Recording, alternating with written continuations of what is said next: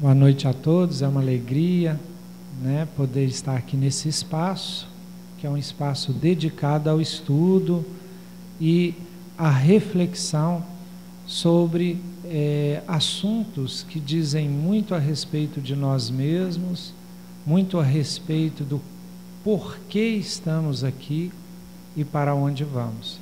Então, é com alegria que a gente está aqui participando desse momento, que sem dúvida nenhuma é um momento muito importante, muito bom para os nossos espíritos. Vamos começar então o estudo, né, de perguntas e respostas da noite de hoje com o Tiago. À vontade, Tiago. Muito boa noite a todos. Todos tranquilos? Todos bem?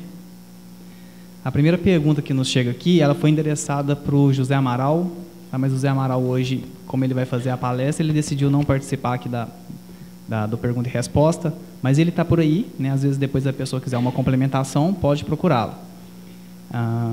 Jesus estava preparado para governar a Terra 4,5 milhões de anos antes dela estar formada. Neste tempo, há 4,5 milhões antes, ele foi evoluindo até estar apto a governá-la? Se sim, onde? Em outro planeta? Bem, a pessoa afirma, né, que Jesus já era o governador espiritual há 4,5 milhões de anos atrás. É assim, a gente tem um livro dentro da doutrina espírita chamado O Caminho da Luz, né, do espírito Emmanuel, psicografado pelo Chico Xavier, que o Emmanuel vem trazer essas informações aqui para a gente. Ele fala o seguinte: o nosso universo, ele tem mais ou menos 15 bilhões de anos, o nosso universo. Aí a gente para e pensa assim, tá, 15 bilhões de anos, tem um tempinho, até bom, né? Mas e antes? Havia antes? Havia depois? Né? Hoje a gente pega a astronomia, você vai estudar, e eles não têm um acordo sobre isso. Por exemplo, tem uma teoria dentro da astronomia que fala a teoria das cordas, onde a gente tem vários universos. Então, não se sabe se antes tinha alguma coisa, se depois, se sempre houve, como é que era, né? Esse início das coisas, a criação das coisas, a gente não sabe muito bem como que aconteceu, não. Mas o nosso universo, os astrônomos medem isso com distanciamento de luz, né? Por isso quando a gente fala de distância entre planetas, fala anos-luz, então eles veem a luz e veem a distância que ela demora para percorrer e eles fazem essas progressões. Então, há 15 bilhões de anos atrás, surgiu o nosso universo. A Terra, o nosso planeta Terra, ela surgiu há 4,5 bilhões de anos. A pessoa afirma que milhões, mas não é bilhões. O Emmanuel, nesse livro A Caminho da Luz, ele vem falar o quê? Que quando a Terra foi criada, né, quando houve aquelas primeiras explosões, que gera uma supernova, que um planeta vai surgir, Jesus já era o governador espiritual da Terra. Então, ou seja, há 4,5 bilhões de anos atrás, Jesus já tinha feito a sua evolução. Aí o Emmanuel traz outra informação, ele fala assim: os mundos que Jesus evoluiu há 4,5 bilhões de anos atrás já não existiam mais. Ou seja, a pessoa pergunta, se ele fez a sua evolução aonde? Em outro planeta? Sim. Em mundos que há 4,5 bilhões de anos já não existiam. A gente pega a astronomia e vai estudar, um planeta, ele tem aí em média, né, um astro, ele tem em média 5, 10 bilhões de anos. Né? É lógico que vai depender do tamanho dele, mas ele tem mais ou menos 5, 10 bilhões de anos, depois ele vai explodir. Então, por essas inferências, a gente sabe o quê? Que Jesus tem, no mínimo, aí uns 15 bilhões de anos. Né? É uma inferência que a gente faz. É lógico, não tem como a gente saber disso. Então, Jesus fez a sua evolução? Fez. Tirando esses anos todos, disso tudo, o que a gente pode tirar? É que não existe favoritismo dentro da criação de Deus. Né? Da mesma forma que Jesus veio, ele fez a sua evolução, ele teve que passar, às vezes, pelos mesmos perrengues que a gente passa aqui, então ele teve que suar a camisa também para evoluir, para entender, né? E é o que a gente está tentando fazer aqui hoje. Né? E é o que ele disse mesmo, olha, haverá um dia que vocês farão as mesmas coisas que eu faço, ou até mais. Então a gente também, na nossa evolução, a gente vai chegar num estágio de Jesus Cristo. Espero que não seja daqui a 4,5 bilhões de anos, né? Espero que a gente chegue um pouquinho mais rápido, mas é isso aí.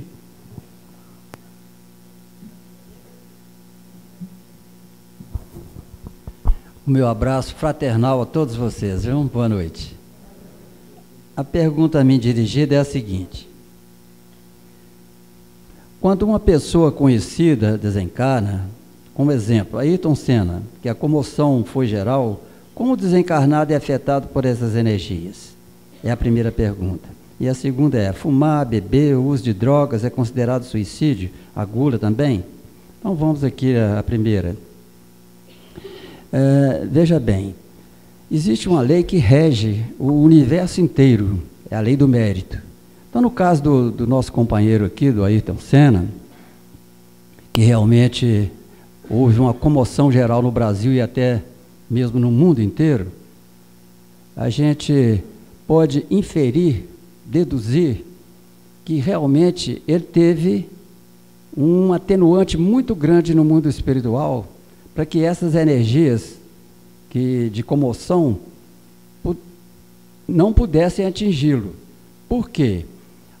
Foi um esportista, né, que a gente pode, eu, por exemplo, quase ninguém sabe a intimidade dessas criaturas, mas logo depois do desencarne dele, ele, até antes, talvez, ele fundou uma instituição, o Instituto Ayrton Senna, entendeu? Em prol das crianças, levando em conta aí que ele queria educar, não é isso? Fazer um paralelo entre o estudo público e o particular, que seria do instituto dele.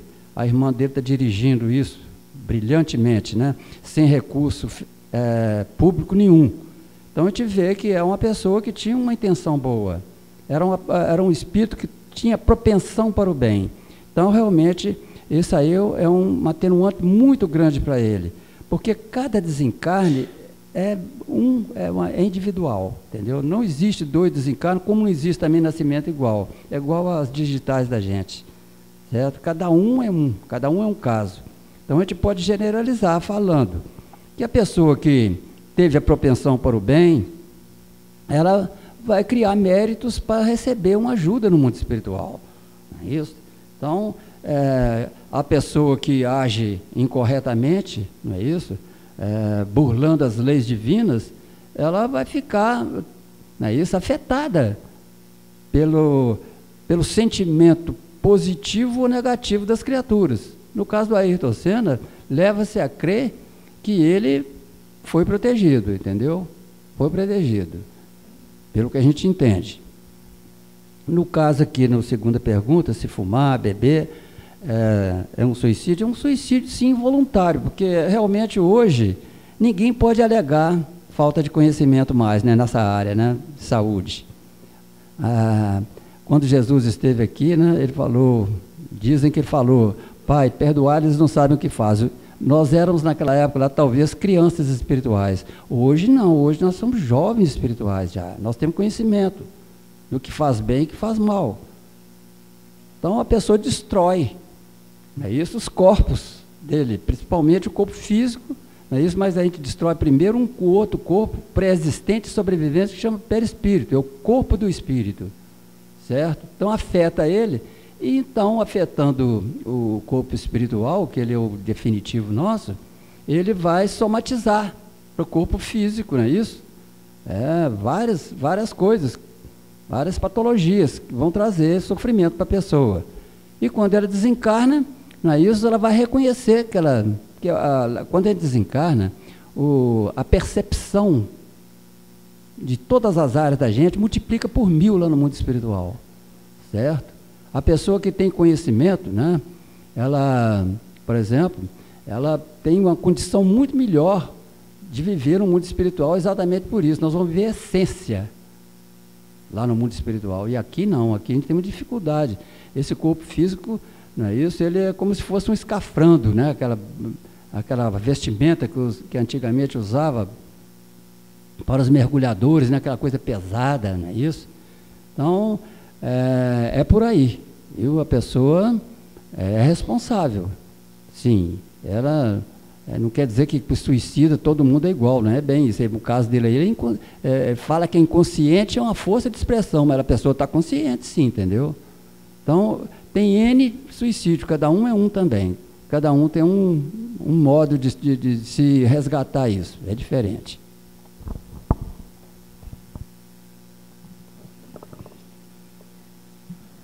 Quando tive minha primeira filha, ela aspirou líquido da placenta e corria risco de morrer. O médico disse que se sobrevivesse teria sequelas. Então pedi a Deus que, se fosse para ela sofrer, que Ele poderia levá-la e que fosse feita a sua vontade. E ela morreu. Com isso, eu posso ter desistido da minha prova, ou de uma das minhas provações, ou feito que ela não cumprisse a sua? É uma preocupação legítima, mas pode ficar tranquila que não. Inclusive, pelo que você pergunta aqui, apesar de você ter pedido, a gente percebe aqui com muito amor, né, porque você fala assim que era por causa do sofrimento que ela teria, você falou que seja feita a sua vontade, ou seja, se submeteu à vontade de Deus, ou das leis divinas. Então, se estivesse nas leis divinas, ela reencarnar mesmo com sequelas, e isso estivesse na programação espiritual dela e na programação espiritual sua, ela reencarnaria. Então, como você fez aqui, é porque estava na lei divina aquela experiência, talvez até aquele momento. Então, acho que o mais importante é a gente realmente, a oração é exatamente isso, a gente pede aquilo que a gente acredita ser o melhor, mas, além disso, a gente coloca, mas seja feita a sua vontade. Mostra a nossa humildade e mostra que a gente se submete à vontade do Criador, que é muito mais sábia do que a nossa. Porque muitas vezes, nessa curta visão que a gente tem aqui no mundo material, como o Sr. João falou, dentro de um escafandro, que a gente vê só uma janelinha, o que significa isso? Que as nossas percepções de audição, de visão, de inteligência, é um pedacinho só da realidade. Em espírito, as nossas percepções serão muito mais aguçadas, perceberemos e entenderemos muito mais. Então, quando a gente faz na nossa oração, faz os nossos pedidos naquilo que a gente acha que é o melhor para nós, para a nossa família, mas no final a gente se submete, mas seja feita a vossa vontade, não a minha, a gente se submete às leis divinas, que são muito mais sábias do que a nossa, né? Então, você pode ficar despreocupado, quem fez essa pergunta, porque está tudo segundo as leis divinas. O que é desdobramento? Qual a diferença com o sonho? E pode haver desdobramento acordado? Bem, o que é desdobramento? Quem fez a pergunta, né, ou quem tem interesse, Livro dos Espíritos, Emancipação da Alma. Tem um capítulo lá que fala assim, Emancipação da Alma, onde o Kardec vai falar de desdobramento. Basicamente, o que é? A gente deita para dormir, o nosso corpo fica descansando, o nosso corpo precisa de recarregar as energias, e o nosso espírito, como o espírito ele não fica inativo, o nosso espírito sai do corpo durante o sono físico e ele vai fazer aquilo que ele tem vontade de fazer, né? Então, a gente tem vontade de fazer alguma coisa à noite. Por exemplo, você pode ter vontade de frequentar cursos, né? Quem é acostumado a ler as obras do André Luiz, ao dormir, nós podemos pedir, né, e desejar para que a gente possa encontrar essa ou aquela pessoa. A gente pode pedir para frequentar cursos no mundo espiritual à noite. Isso acontece às vezes não, né? Isso sempre acontece devido ao desdobramento. Então, o corpo fica ali descansando, o espírito sai e ele vai fazer aquilo que ele tem vontade de fazer. Só que qual que é a questão? A questão é que muitas vezes a gente pede no consciente, que a gente quer alguma coisa, mas ainda no subconsciente, os nossos desejos internos, eles ainda falam mais alto. Então, como a gente vai estar no mundo espiritual, a gente é atraído para aqueles locais onde a gente realmente quer estar, tirando a capa, né, da construção social, né, e da persona, né, aquilo que a gente realmente deseja. Quando a gente vai para o mundo espiritual, a gente é atraído para esses locais, então. Então, não raro, muitos de nós, né, vai procurar locais onde a gente vai satisfazer os nossos desejos mais inferiores. Aqueles desejos que a gente não tem coragem de fazer na hora que a gente está no dia a dia, né, a gente vai, à noite, durante o sono físico, em desdobramento, a gente vai satisfazer esses desejos. Muitos de nós, ou a grande maioria de nós, vai, né, para as zonas mais inferiores, mais pesadas, e a gente vai tentar satisfazer esses desejos. É por isso que várias vezes, né, vários dias no ano, a gente acorda, já sentiram a sensação de acordar mais cansado quando você foi dormir? Você acorda e você fala assim, nossa, mas parece que não adiantou de nada, eu dormi tem 5 minutos atrás, se passaram 10 horas, 8 horas, você acorda mais cansado que você deitou. Várias vezes é por causa dos locais que você frequentou durante a noite, né? Então isso acontece devido ao desdobramento. Quem quiser saber um pouquinho mais sobre isso, por exemplo, Sócrates tinha mediunidade, né, que era a mediunidade de catalepsia. Né, quem conhece as obras da Ivone Pereira, a Ivone Pereira do Amaral era uma médium que tinha mediunidade de catalepsia, então o corpo dela ficava num estado de latência, o espírito saía, ela ia frequentar o mundo espiritual. E às vezes, quando ela voltava, ela trazia as impressões. Né, e isso pode ficar até 24 horas. A Ivone Pereira, quando ela nasceu, ela entrou em catalepsia, eles acharam que ela tinha morrido, porque o organismo fica no estado basal, né, então eles não conseguiam captar frequência cardíaca dela, né, achavam realmente que ela tinha morrido. No enterro, estava já velando ela, né, a hora que ela ela começou a chorar, né, Ivone Pereira. Então, e depois, durante a vida dela, ela também apresentou várias vezes esse episódio. Sócrates chegava a ficar 24 horas em catalepsia. Deitava, ficava lá paradão. Como ele já sabia, ele avisava o pessoal, porque senão o pessoal ia enterrar ele. Então, ele já avisava a galera que ele tinha isso. Quando ele voltava cheio de ideias. Né? Justamente por causa desse dobramento, vai para o mundo espiritual, recebe conhecimento e depois traz. Qual a diferença com o sonho? O sonho é um registro que a gente tem desses locais que a gente visita. Né? Na maioria das vezes, a gente não tem muitos sonhos lúcidos. Né? O Sérgio Felipe, que é um professor da aula na USP, e ele fez uma pesquisa e ele diz que apenas 4% dos nossos sonhos são sonhos lúcidos, ou seja, o que caracteriza realmente um desdobramento. É onde a pessoa volta e ela fala assim, nossa, eu encontrei com meu pai essa noite, eu encontrei com a minha avó essa noite, eu tive a sensação realmente, sabe aquele sonho verdadeiro, mesmo que você acorda e fala, nossa, não tem outra explicação, eu tive com essa pessoa. 4% dos nossos sonhos são assim.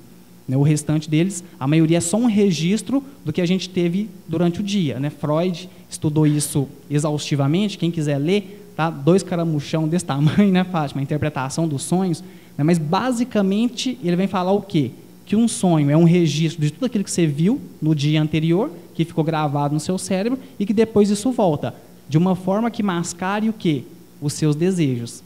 Porque o sonho é a realização de um desejo. Então, aquilo que a gente não tem coragem de realizar durante o dia, durante o sonho a gente vai lá e realiza. Né? Muitas mulheres costumam entrar em dieta, né? Fazem aquelas dietas milagrosas e para de comer gordura, para de comer carne, aquela coisa toda. Aí chega à noite, né, o Zé Amaral costuma falar isso, vai sonhar com um pernil correndo atrás dela, né, pedaço de carne, aquela coisa toda. Porque a gente mistura as coisas, a gente mistura as imagens e a gente satisfaz o desejo no sonho.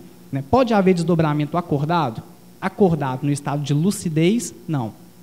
No desdobramento, como o espírito não pode estar em 2 locais ao mesmo tempo, né, o espírito, é lógico que ele tem que projetar, então, eu lúcido, é lógico, meu espírito, eu estou aqui. Lúcido eu não posso apresentar em outro lugar, desdobrar, porque senão meu espírito estaria lá e aqui. Isso não pode haver, não existe essa divisão. Então, quando vai haver o desdobramento, a pessoa entra numa certa sonolência, numa certa latência do estado orgânico e o espírito projeta. Acontece várias vezes de um espírito em desdobramento ele materializar em outro local, porque ele está no mundo espiritual, ele está desdobrado, o espírito está aqui de fora, o corpo está aqui. O que pode acontecer com esse espírito? Vamos supor que eu começo a dormir aqui agora, meu espírito projeta e eu vou lá para o salão. Se houver médium de efeitos físicos lá que libera ectoplasma, eu posso pegar esse ectoplasma e materializar lá. Daí é o que caracteriza, o que o Kardec também estudou muito sobre isso, sobre a bicorporeidade. Eles falavam assim, existe 2 seres? Não, lá eu estou materializado, aqui só está o meu corpo. Gente, vários santos católicos só viraram santos por causa dessa bicorporeidade. Um exemplo, Santo Antônio de Pádua, né? O Kardec fala muito disso nas obras. Santo Antônio de Pádua estava celebrando uma missa, na época dele as missas eram muito celebradas em latim, e tinha um momento da missa que eles ficavam de costas para o público e ficavam em latim e eles deitavam, né? Os sacerdotes deitavam. Então, numa dessas celebrações, Santo Antônio de Pádua dormiu, ele estava celebrando a missa, ele deitou, ele dormiu. No mesmo momento, o pai dele estava sendo julgado numa outra cidade, ele materializou nessa outra cidade, em desdobramento, materializou lá, defendeu o pai dele, né, apresentou lá um álibi, falou onde é que o pai dele estava no crime que ele estava sendo acusado, o pai dele foi inocentado. Depois eles foram ver que ele estava rezando uma missa em outra cidade. Então, esse foi um dos milagres, né, que eles disseram que o Santo Antônio de Pádua fez, e ele se tornou santo da Igreja Católica por causa disso.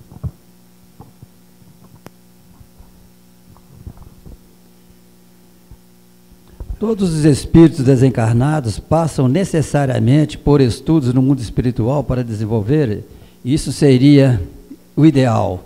Entretanto, né, nem todo mundo tem esse privilégio, essa prerrogativa, certo? Porque é só aquele espírito desencarnado que já tem uma condição evolutiva para merecer isso, é que ele tem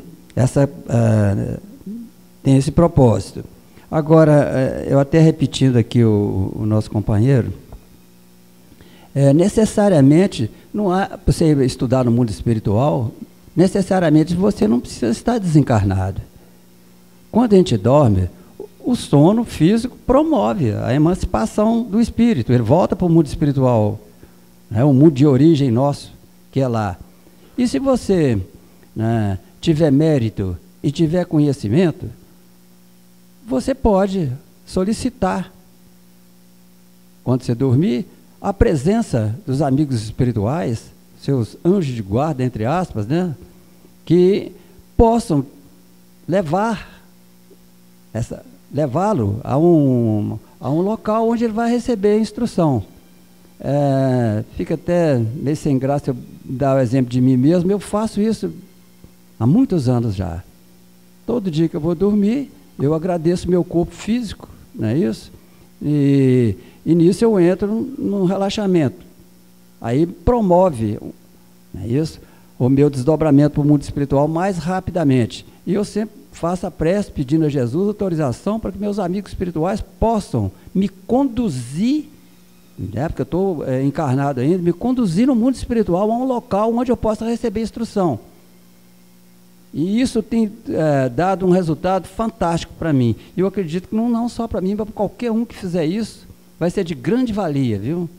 Eu tenho, assim, um cuidado, vamos colocar assim, de qualquer coisa que me é perguntada, eu entrar em prece, pedir ajuda, sabe? Porque nós sozinhos valemos muito pouco, quase nada.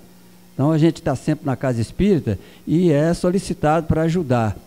E eu sei que eu não tenho uma capacitação tão grande assim para ajudar a todo mundo que me procura. Então eu sempre entro em prece, igualzinho eu faço toda noite que eu vou dormir. Entendeu? Todo mundo pode fazer isso. Cada um pede, não é isso? O conhecimento da sua área. Eu, por exemplo, toda a vida lidei na área mediúnica, né? Então eu solicitava para fazer parte, não é isso, de estudos no mundo espiritual. E a gente traz, não é isso?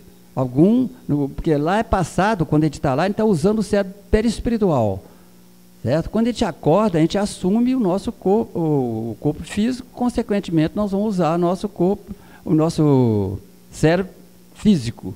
Mas há uma transferência, entendeu? Quando a gente tem mérito, tem conhecimento, há uma transferência do cérebro perispiritual, que é o definitivo, para o cérebro físico, então você pode sim utilizar do estudo que você fez no mundo espiritual aqui no mundo físico. Mais ou menos assim.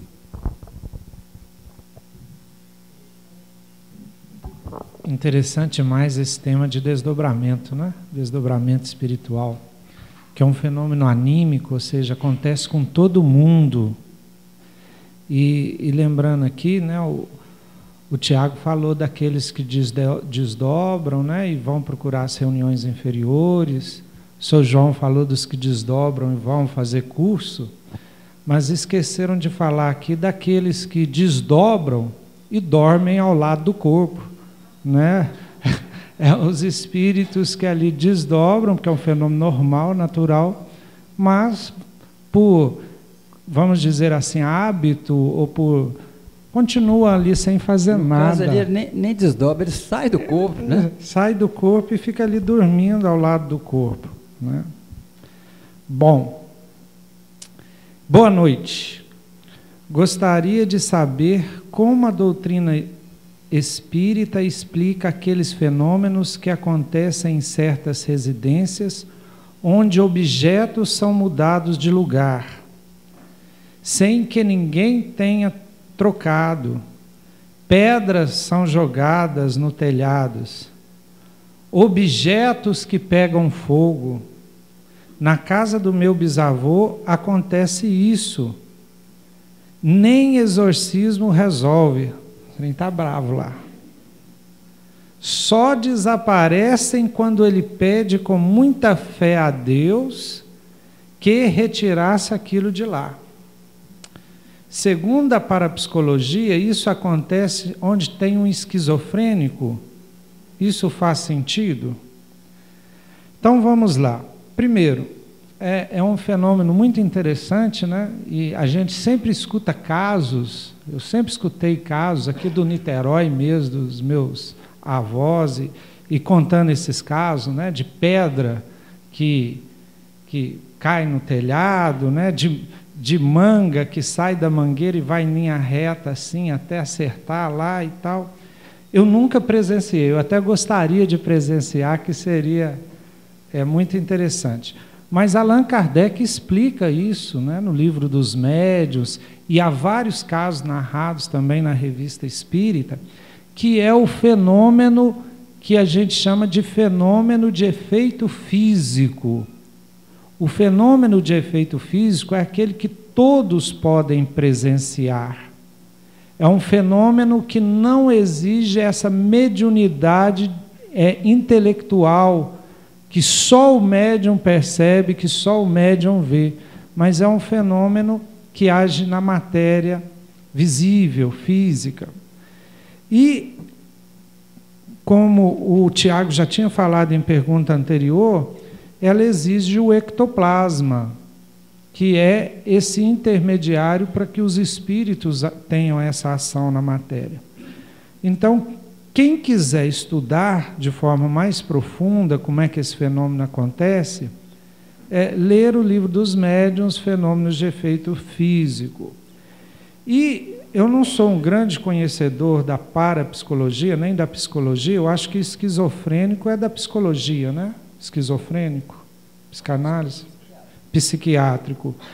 Agora, a parapsicologia, eu não sei se entra aqui, mas para o espiritismo, esses fenômenos acontecem quando existe um médium de efeitos físicos, que é um médium que tem a capacidade de doar ectoplasma ao ambiente, que é o fenômeno de ectoplasmia, para que os espíritos possam utilizar esse ectoplasma para fazer esses tipos de fenômenos.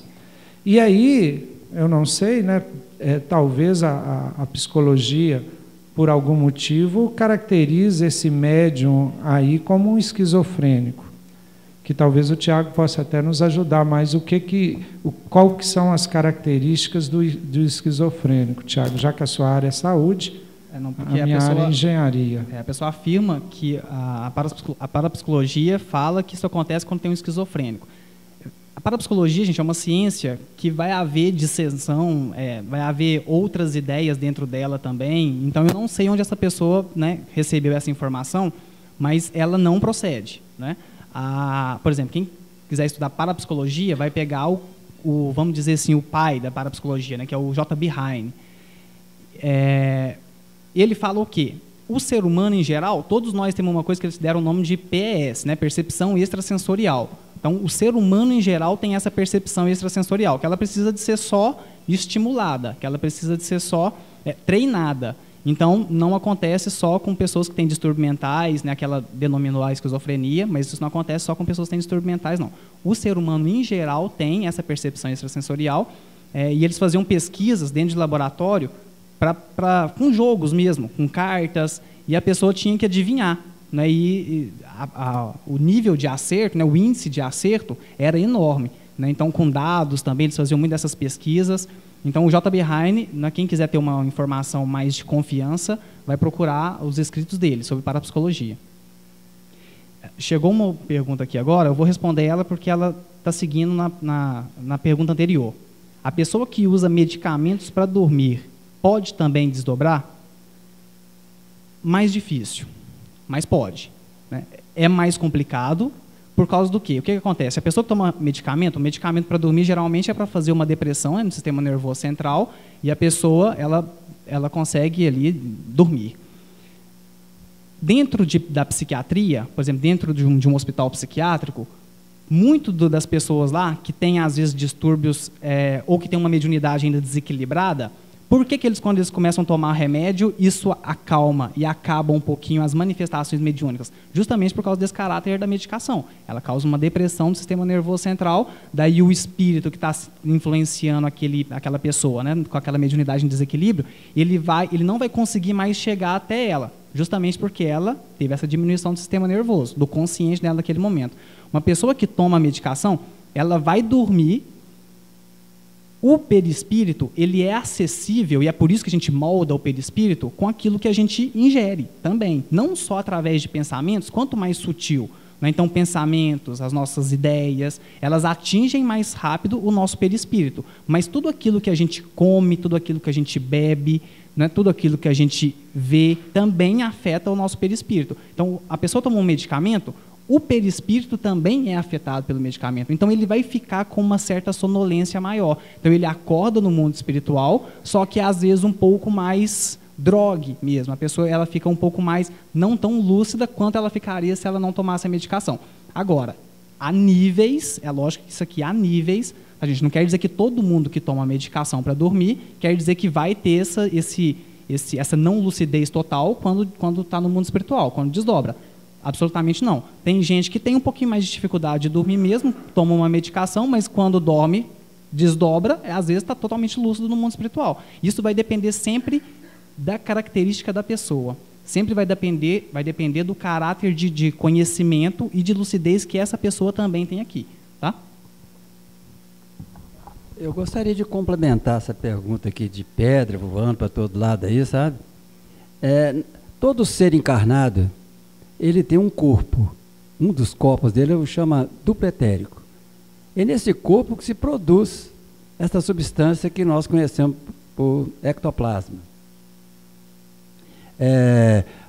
A pessoa me perguntou, mas como? A gente não vê o espírito, não vê nada. Essa substância, ela age no limiar do mundo espiritual e do mundo físico. Então, o que o espírito faz? Inconscientemente, dado que todo ser está encarnado aqui, tem esse corpo que produz essa substância, inconscientemente ele pode doar essa substância, inconscientemente.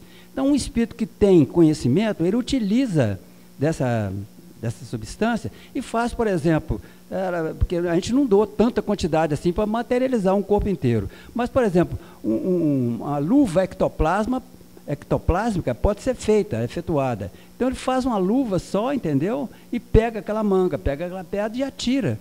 Ninguém vê nada carregando ela, mas é por causa dessa luva ectoplásmica, que funciona para pegar uma coisa física, certo? Porque um espírito que tem conhecimento, ele ultrapassa uma parede física aqui, porque ele passa nos interstícios interatômicos da parede, certo? Mas nem todo espírito tem essa condição de conhecimento. Tem espírito que usa a mente dele, né, para o mal, entendeu? Apesar de ter um conhecimento muito grande. Então, pode fazer essas coisas, entendeu? Que todo mundo acha que é um fenômeno incrível, mas é uma coisa explicável, igual nós estamos tentando colocar para vocês aqui, certo? Espírito que, por exemplo, materializa um corpo inteiro é a coisa mais difícil. Só eu tenho conhecimento de Jesus, por exemplo, né, que é o nosso mestre. Então, ele tem um conhecimento, uma coisa extraordinária, né? E então ele utilizou, né, para provar que a morte não existe, né? Ele materializou foi para isso, não foi para aparecer, não, né? Jesus não botava uma vírgula no lugar sem que tivesse uma utilidade. Então ele materializou para os amigos dele lá, que eram os apóstolos, para provar que a morte não existe. É isso que a função dessa aparição dele lá foi essa, né? Então é mais ou menos por aí. Bom, a pergunta aqui é a seguinte. Queria saber por que quando estou recebendo o passe, meu corpo estremece e tenho a sensação que vou desmaiar, mas logo depois eu fico bem. Ora, meu companheiro,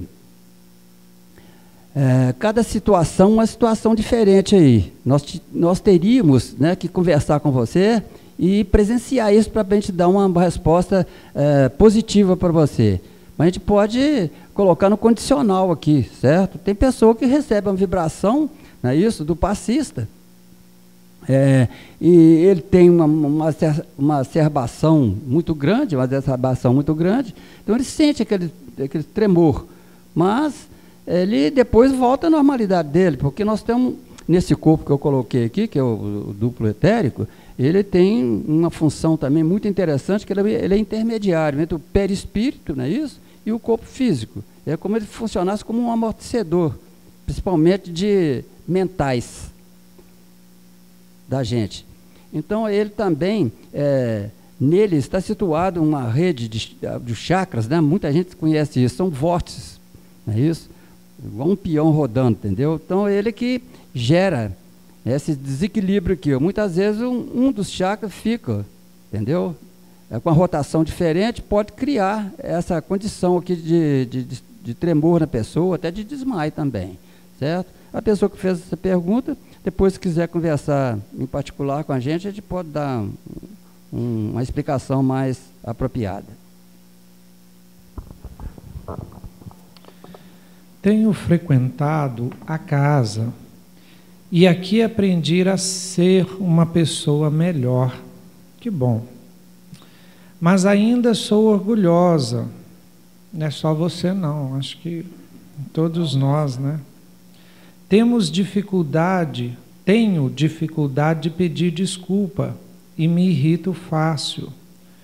Como o Espiritismo pode me ajudar? Essa é uma pergunta muito interessante, porque eu acredito que serve para todos nós, né? Acho que todo mundo está aqui de alguma forma perguntando como que o Espiritismo pode me ajudar. E eu penso que para essa resposta aqui, cada um de nós pode sugerir alguma coisa que o Espiritismo muito ajudou. Eu queria sugerir o Evangelho segundo o Espiritismo.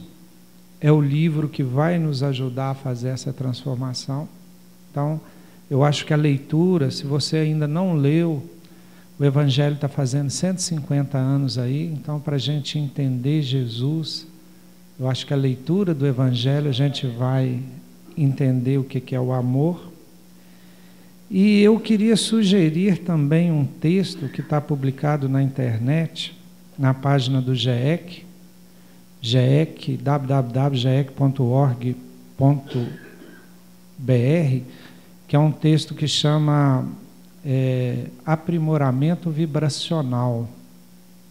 É a mensagem número 66 do Núcleo de Estudo e Pesquisas do Espiritismo. Procurar no Google, né? Aprimoramento Vibracional, GEEC, é capaz de vocês acharem lá. E ele fala como melhorar a nossa frequência vibracional. E ele fala, a gente costuma muito falar no Espiritismo, sintonia. E sintonia é você se ligar a alguma coisa. Na física, esse fenômeno se chama ressonância magnética. E ele acontece quando o número de ondas por segundo, o número de repetição de ondas por segundo é igual na fonte e na recepção. Esse número é medido em hertz. Isso chama frequência. Então esse espírito ele fala sobre a nossa frequência. Então, por exemplo, aqui, irrito fácil. Quando a gente se irrita fácil, quer dizer que a nossa frequência na irritação é alta. a toda hora eu estou visitando o conteúdo da irritação. Então eu estou sintonizado com a irritação. A irritação se faz presente na minha vida e eu acabo me tornando uma pessoa irritadiça, uma pessoa fácil, irritável. Então eu tenho que começar a mudar a minha frequência. A minha frequência na paz, ela então tem um número reduzido. Eu frequento a paz poucas vezes. Então eu vou começar a frequentar, melhorar a minha frequência na paz. Então eu vou buscar, por exemplo, aquilo que me traz paz. A música me traz paz, então eu vou frequentar mais as músicas que me trazem paz. Vou frequentar mais a oração que me traz paz. Então eu começo a me programar para que a minha frequência seja maior nas coisas que me trazem crescimento, felicidade. E vou frequentar menos aquilo que me traz infelicidade, que me leva para baixo. Então ele deu o exemplo, por exemplo, de jornais e notícias de jornais. A gente vê isso diariamente, quase, ou até mais. E o que isso me traz? Que tipo de frequência é essa que eu estou visitando? Que tipo de conteúdo é esse que eu estou trazendo para a minha vida? Aí ele faz a outra pergunta. Uma leitura edificante, como a do Evangelho, ou das obras do Emmanuel, né? Fonte Viva, essas obras que discutem os versículos evangélicos. Será que eu leio uma vez por dia ou é uma página? E sempre ela me traz um conforto. Então a gente, por hábito, a gente visita aquilo que nos faz mal, a gente vai procurar em pensamentos, palavras e atos aquilo que nos faz mal e deixa de procurar aquilo que nos faz bem, aquilo que nos enaltece, aquilo que engrandece a nossa alma. Então é uma atitude nossa de buscar aquilo que nos faz bem. E o espírito de Pedro nos fala o seguinte, que a partir do momento que a minha frequência naquele conteúdo vai se tornando maior, eu vou me aproximando daquele conteúdo e aquele conteúdo vai me transformando e eu vou me transformando naquele conteúdo também. Então eu começo a também emitir paz, emitir tranquilidade. Então é um esforço que a gente tem que fazer de mudar essa sintonia vibratória que a gente está acostumado aí. E o mundo, ele é cheio de atrativos, cheio.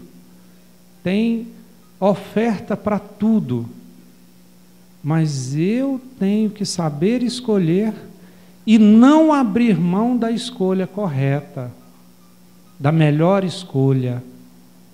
E a melhor escolha é aquela que me aproxima de Deus, é aquela que me aproxima da felicidade, é aquela que me deixa coerente com as leis universais. É essa que eu devo escolher. E não devo abrir mão de fazer essa escolha. É uma pergunta interessante, né? Porque a pessoa pergunta como o Espiritismo pode lhe ajudar, mas na verdade é como o Espiritismo pode nos ajudar, né? Nós todos. Quando a gente vai estudando, muitas vezes a gente perde um pouquinho a base, né? Se a gente for olhar a base, qual que é a função do Espiritismo, gente? Sabe qual que é a principal função do Espiritismo? Às vezes a gente para e pensa, qual que será a principal função do Espiritismo? A gente está aqui estudando para quê? Né? Na verdade. O Livro dos Espíritos fala assim para a gente, olha, existe 2 constituintes do universo, espírito e matéria. Principal função do Espiritismo, acabar com o materialismo. Principal função nossa aqui, como que o Espiritismo nos ajuda? Ele nos ajuda a desmaterializar. Quanto mais a gente se desapega da matéria, é o que o Espiritismo vai nos ajudar. Ou seja, o Espiritismo vai te ajudar a servir, porque quando você serve, você desapega. É por isso que Jesus falava isso sempre, eu estou aqui para servir, não para ser servido. Porque aquele que serve é aquele que possui. Vocês entendem? Se eu sirvo a amizade, é porque eu sou amigo. Se eu sirvo caridade, é porque eu sou caridoso. Se eu sirvo fraternidade, é porque eu sou fraterno. A gente só serve aquilo que tem. Matéria, a gente não possui nada. A gente nasce sem nada. Morre, não leva nada. Né? O camarada costuma falar assim, né? Eu nasci careca, pelado e sem dente. O que vier é lucro depois disso. Então, a gente nasce sem nada. A gente morre, não leva nada. Matéria, o que você possui nesse meio tempo é seu? Ou você só usufrui disso? Então a gente está aqui para nos desmaterializar, cada vez mais. E como que a gente desmaterializa? Servindo, doando. O Espiritismo vai te ensinar a fazer isso, a servir. Deu? Ou tem a última?